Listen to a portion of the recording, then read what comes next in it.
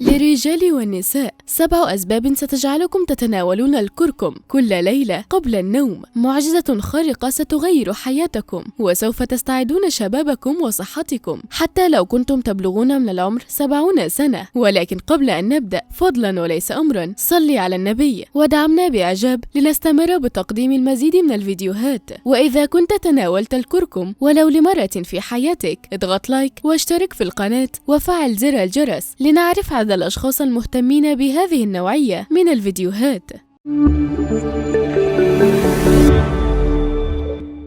مرحبا بكم من جديد. يعد الكركم من أصح الأطعمة في العالم، والتي يوفر إضافتها إلى نظامك الغذائي العديد من الفوائد الصحية والعلاجية. الكركم هو عشب طبي من عائلة الزنجبيل، ينمو في الهند ودول جنوب شرق آسيا، ويعتبر الكركمين هو العنصر الرئيسي الموجود في تلك العشبة، مما يجعل لها خصائص علاجية عديدة. والتوابل مثل الكركم هي واحدة من العناصر الأساسية في كل مطبخ، فإلى جانب إضافة نكهة ولون لأنواع مختلفة من الطعام، فإنها تحتوي على العديد من الخصائص المضادة للالتهابات والأكسدة التي تمنع الأمراض وتعالج أيضا الحالات الصحية المزمنة. ووفقا للدراسات وتقرير نشرة موقع تايمز اوف إنديا، فإن الكركمين هو المسؤول عن معظم الفوائد الصحية المحتملة للكركم، ويحمل علاجا للعديد من الأمراض. ومن الفوائد الصحية للكركم طرد السموم من الجسم. يتميز الكركم بخصائصه الطبية لاحتوائه على خصائص مضادة للأكسدة والالتهابات، لتنقية الجسم من جميع السموم الضارة والحفاظ على صحة الجسم ومحاربة كل مسببات الأمراض. الحماية من الزهايمر. يحمي الكركم الدماغ من الأمراض التنكسية الشائعة، بما في ذلك مرض الزهايمر، حيث يغذي الكركم البروتين الموجود في الدماغ والحبل الشوكي ليضمن صحة الخلايا العصبية وينظم الاتصال بينهما. وشرب ماء الكركم الدافئ قبل النوم يساعد على مقاومة علامات الشيخوخة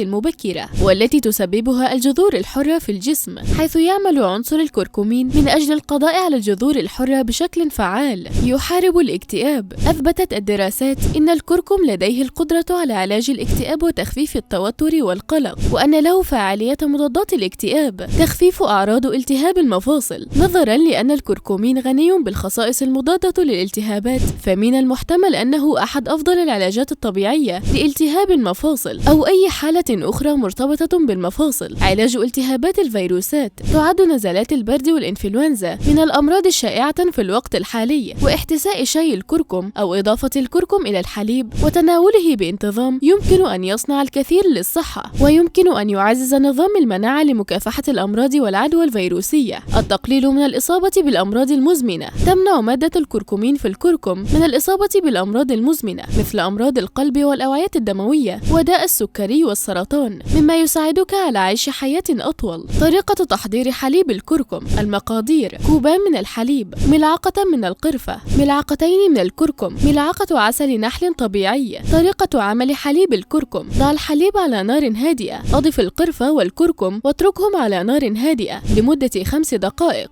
ثم ارفع القدر من على النار وأضف إليه العسل. يقدم المشروب ساخنا. تناول الكركم بهذه الطرق يوميا، وانظر المعجزة التي ستحدث للكبد. معجزة صحية لم يخبرك بها أحد من قبل. الكبد هو أكبر غدة في البدن، نحتاج جميعا للمحافظة عليه. ولكم أن تعلموا أن هناك آلاف من الأشخاص في دول مختلفة من العالم ينتظرون على قوائم زراعة الكبد، لأنهم وللأسف الشديد قصروا في حماية هذا العضو الجبار وتنظيفه أولا بأول. وفي هذا الفيديو عبر قناة الوصفات الزوجية سنوضح طرق حماية الكبد وتنظيفه من السموم المتراكمة. الخبر السار أن خلايا الكبد تتمتع بقدرة رهيبة على تحمل كمية كبيرة من الإصابة، وقدرة هائلة على عمليات الإصلاح والتجدد. ومن المعروف أن هذا العضو الجبار له العديد من الوظائف الحيوية في جسم الإنسان التي يجب أن تكون حاضرة في وعي كل مشاهد. أولا، الكبد يمتلك دفاعات بيوكيميائية ضد المواد الكيميائية السامة التي من الممكن أن تتسرب إلى أجسامنا من الأدوية ومن خلال الطبيعة. أما الوظيفة الثانية المهمة للكبد فهي تتمثل في إنتاج بعض أنواع البروتين التي يحمل أحدها على عاتقه مهمة حمل الكوليسترول عبر أنحاء الجسم المختلفة. أحد أنواعه الأخرى يعد مسؤولا عن حمل الأكسجين من خلايا الدم، أما النوع الآخر فهو يساعد على تخثر الدم عند التعرض للنزيف. كما أن من أهم وظائف الكبد إنتاج العصارة وتخزين الفيتامينات. كما أن للكبد دورا أساسيا في تعزيز صحة الدماغ، فقد يؤثر تضرر الكبد على دماغك ويسبب لك الخراف في فترة من فترات حياتك. ما الذي يدمر الكبد؟ الذي يدمر الكبد أولا حدوث التهابات، وثانيا الكبد الدهنية وهو ما يعرف بتشحيم الكبد، وهو تراكم الدهون على الكبد شيئا فشيئا إلى أن تصل إلى مرحلة التشحيم. ثانيا تندب الكبد وهو ما نعرفه بتشمع الكبد ونسمع عنه كثيرا، وما يجب أن نعرفه أنه كثيرا ما يبدأ الأمر بتشحم الكبد وتراكم الدهون عليه ثم التهابه وأخيرا تندبه. وللأسف الشديد نظل نائمين خلال هذه الفترة من أعمارنا إلى أن نصل إلى مرض الكبد وصولا إلى مرحلة تليف الكبد. وينشأ تليف الكبد عن تداخل أنسجته بأنسجة ليفية ضامنا مع إصابة خلاياه بالتلف، ومن هنا تبدأ مشكلة تضخم الكبد وانتفاخه أو تقلص الكبد وضموره، وتبدأ الاضطرابات الهضمية ومن أهمها فقدان الشهية وعسر الهضم والإمساك أو الإسهال، إلى جانب خسارة الوزن وشحوب لون المريض وإصفرار الجلد والأغشية المخاطية، إلى جانب الشعور المستمر بالصداع والدوخة والدوار. وقد تصل الأمور إلى نزيف المعدة والأمعاء وإلى انتفاخ البطن بالغازات. ومن الواضح أن الوصول إلى هذه المرحلة يتطلب وقتا طويلا، وقد يحدث الأمر على مراحل مختلفة دون أن تشعر. وللأسف الشديد تؤدي هذه العملية إلى تضخم الكبد، وهو ما قد يسبب ألما في الكتف اليمنى وفي منطقة الرقبة، كما أن ذلك يؤثر على فعالية عمل الكبد، فتتوقف عن إنتاج العصارة التي تتراكم وتسبب تضرر الكبد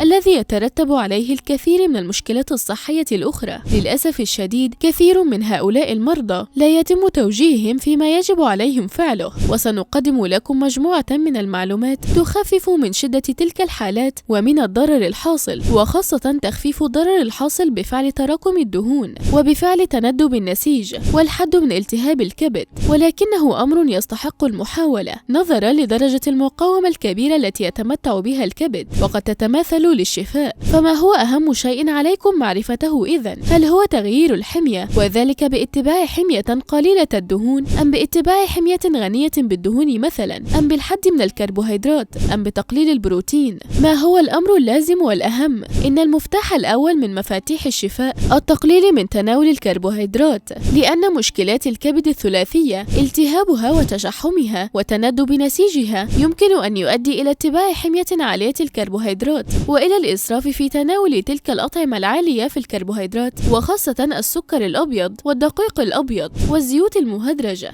لذا فإن التقليل من تناول الكربوهيدرات أهم ما يمكن فعله من أجل التخلص من الدهون على الكبد. والعديد من الدراسات العلمية أكدت بأن تقليل نسبة الكربوهيدرات إلى 20 جرام في اليوم يمكن أن يساهم في التخفيف من تضخم الكبد. ولذلك أوقف تناول الخبز الأبيض والسكر الأبيض تحديدا، فهذه هي أول مسارات العلاج وتحسين صحة الكبد. يمكنكم ممارسة الصيام المتقطع واتباع نظام غذائي صحي ومتوازن، لأن الحمية قليلة الكربوهيدرات والصيام المتقطع تتمتع بأثر فعال في الحد من الالتهابات الكامنة في جسم الإنسان، كما تساعد بشكل رائع في شفاء تندب نسيج الكبد وفي التخفيف من الدهون المتراكمة على الكبد. إن الحمية قليلة الكربوهيدرات هي من أهم ما من شأنه أن يخلصكم من دهون الكبد. عليكم الحرص على زيادة نسبة الدهون الصحية في طعامك، كما يجب عليكم أن تحصلوا عليها من مصادر معينة كأحماض أوميجا 3 الدهنية التي تتوافر في الأسماك، وزيت الزيتون البكر الأصلي، وصفار البيض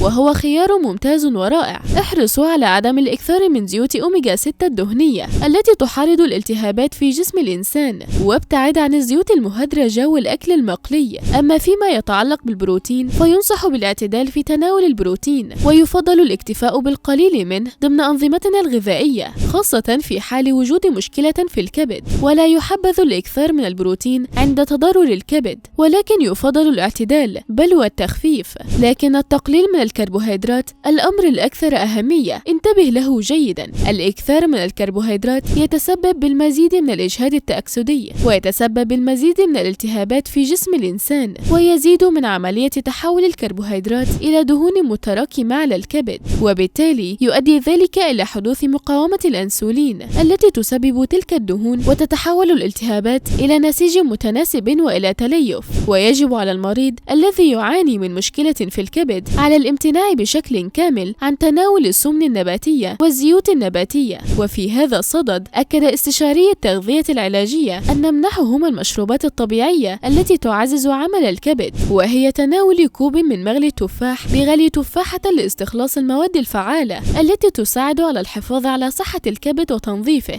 كما ننصح بتناول عشبة حليب الشوك أو المكمل الغذائي لحليب الشوك، وذلك بإشراف طبيب تغذية علاجية. كما أن من أهم مسارات حماية الكبد تناول بعض المشروبات الساخنة بعد تناول وجبة الغداء، وعلى رأسها تناول مشروب الشاي الأخضر بالكركم، إذ ضع عودي الكركم في الماء ليغلي لمدة دقيقة واحدة، وبعد ذلك توضع أوراق الشاي الأخضر ويكملها ويشرب كوب كامل بعد وجبات الغداء. وهذا كان كل ما لدينا اليوم. شكرا لكم على المشاهدة، وإلى اللقاء.